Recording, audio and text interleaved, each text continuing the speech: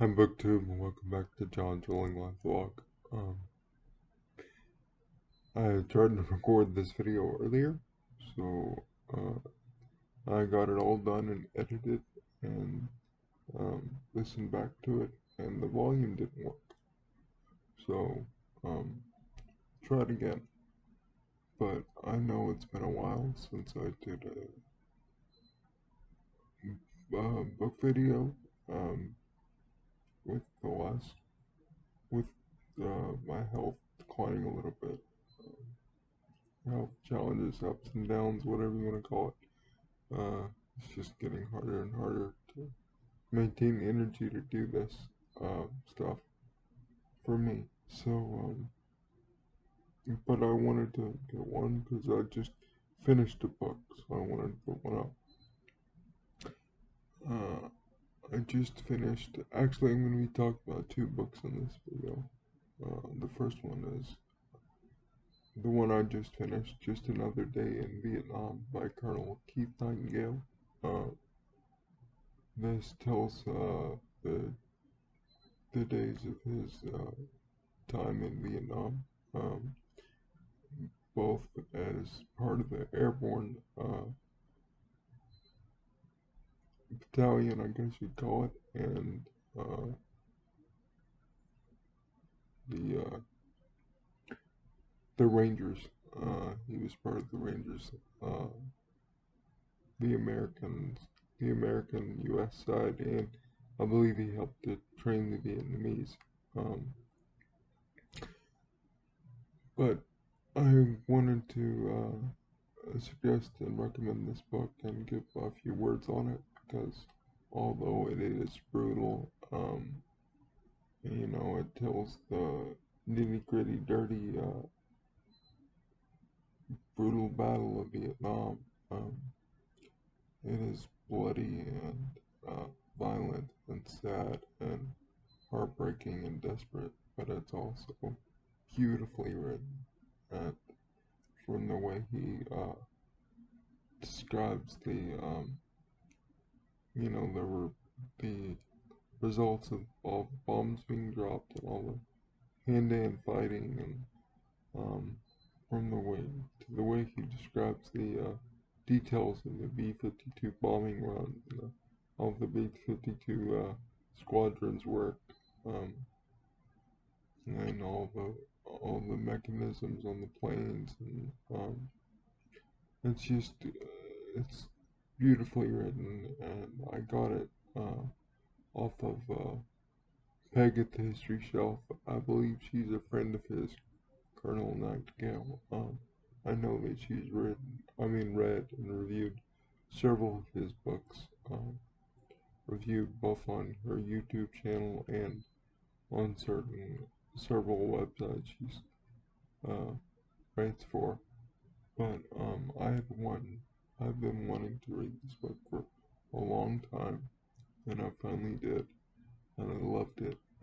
It's it's not an easy read. Some of it is very hard, from the human decay and the just the desperate nature of to just the bloody, awful battle.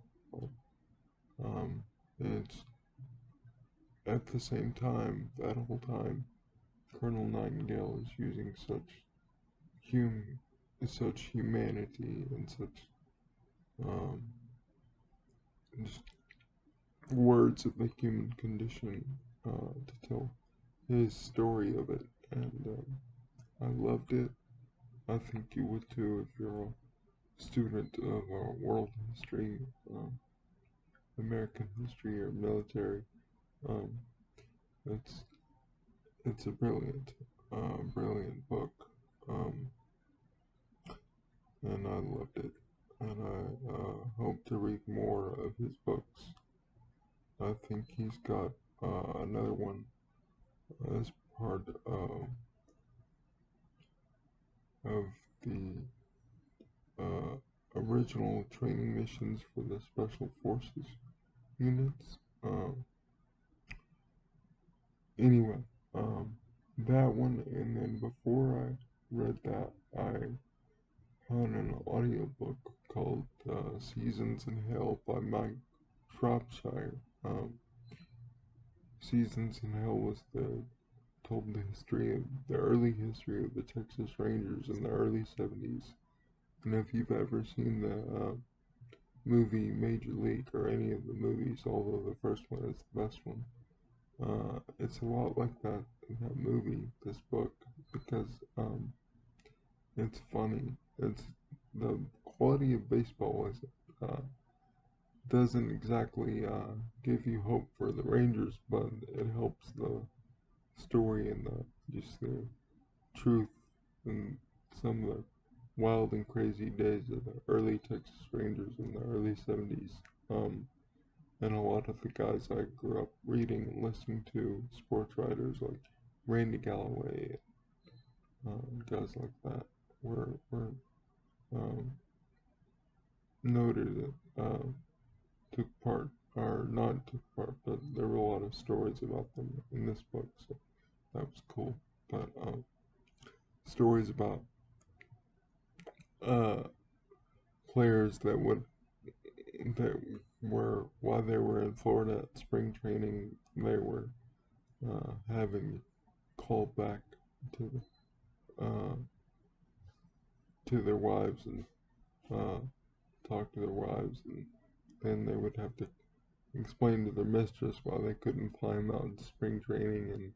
And one player, one particular player, was saying three different.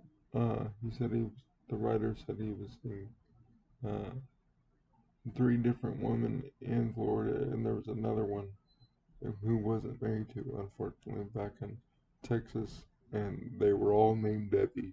Um, um, so I don't know if that was true or not, but it was funny. Anyway,